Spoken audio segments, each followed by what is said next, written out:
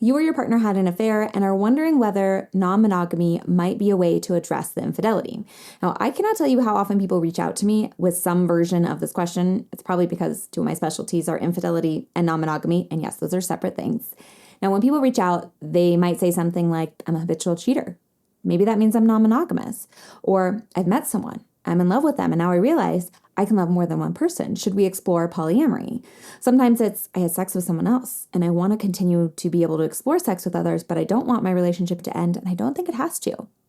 Now, the simple answer is not try non-monogamy after infidelity. It'll fix everything, because while non-monogamy can be a beautiful and workable answer for some relationships after infidelity, it is certainly not a simple or quick fix or for everybody.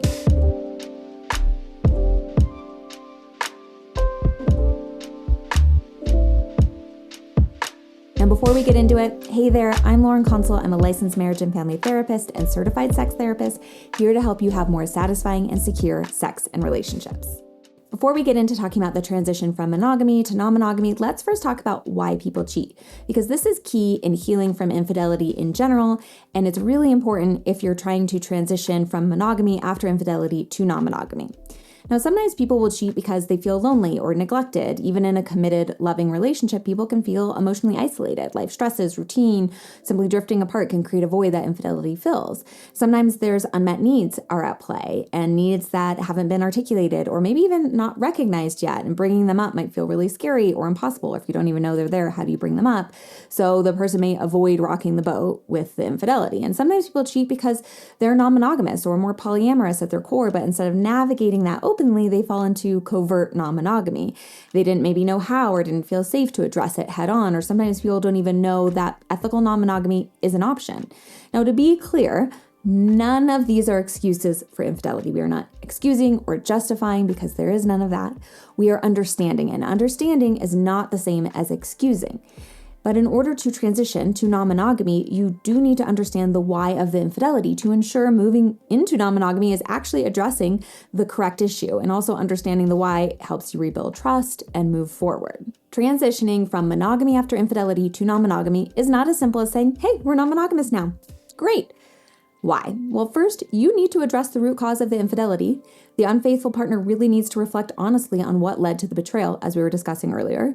And both partners need to reflect and understand why they want to work on the relationship and why they want to explore non-monogamy, and have a really good understanding of this, because understanding these whys are so key, because it helps rebuild trust and safety in the relationship and really helps guide the exploration of non-monogamy and builds the foundation for a healthy non-monogamous relationship, because non-monogamy can look so many different ways. So when you understand your why, that's going to help guide that exploration and help you understand more of what you're wanting to explore and how to actually do things that are going to be in alignment with what you and your partner or partners are looking for.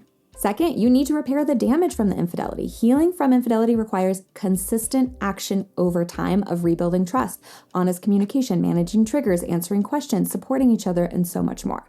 You don't have to wait for the relationship to be healed in order to explore non-monogamy. I've seen people do it simultaneously or waiting until they're in a more secure place, even if they don't feel fully healed, or lots of different combinations, because it's really about what that means for the partners in the relationship, why they're exploring that. Again, that why is so important. But healing from the betrayal has to be a part of the process. You can't just go from, okay, there was infidelity and now we're non-monogamous, because there's going to be a whole lot of stuff that's unaddressed and it's going to pop up somewhere, because non-monogamy is not a Band-Aid fix in and of itself. Number 3, you need to revolutionize the relationship. Non-monogamy is not just permission to cheat. You have to create new communication patterns, do personal and relational exploration, and explore agreements together.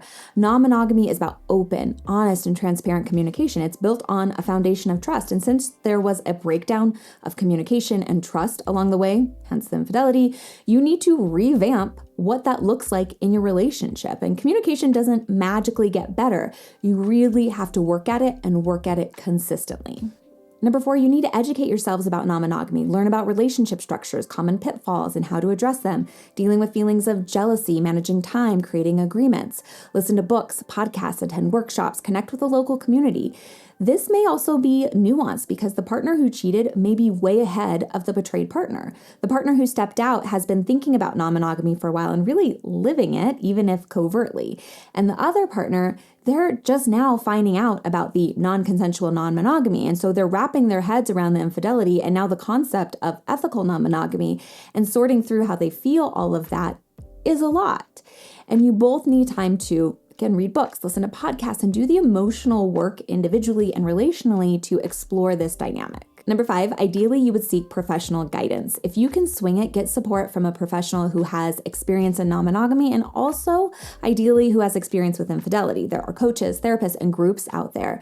Professional support can really help you lay a strong foundation to help set you up for success and address things you hadn't thought about and really create that strong foundation to repair from the infidelity and move forward. Now, I know this isn't always feasible or accessible, and in that case, really leaning into other sources of support, again, books, podcasts, groups out there, there's so much that you can turn to are going to be so important for you. Non-monogamy is a valid and workable solution for some partnerships after the discovery of infidelity, but it is not a simple solution and should not be used as a way to give permission for cheating or put a band-aid over the infidelity and like, okay, we're not going to talk about that. We're just going to go over here, because it's not that. And if we just cover something up, that doesn't mean it goes away. It's actually going to pop up in really unhelpful and ill-timed ways later on. Non-monogamy requires a strong foundation of trust and communication, which you can build even after infidelity, but it takes work. I actually think that the healing of infidelity can really set you up nicely for non-monogamy, because to truly heal from infidelity, you have to be really vulnerable, put all your cards on the table, have consistent action over time, and that is a great foundation for any relationship, and especially non-monogamy. So if you're doing that work and you're interested in non-monogamy, it can be a great foundation for you. Now, let me know what questions you have about non-monogamy after infidelity in the comments below so I can make another video to make sure I'm answering all your questions. And be sure to subscribe for more content on how to have more secure and satisfying sex and relationships.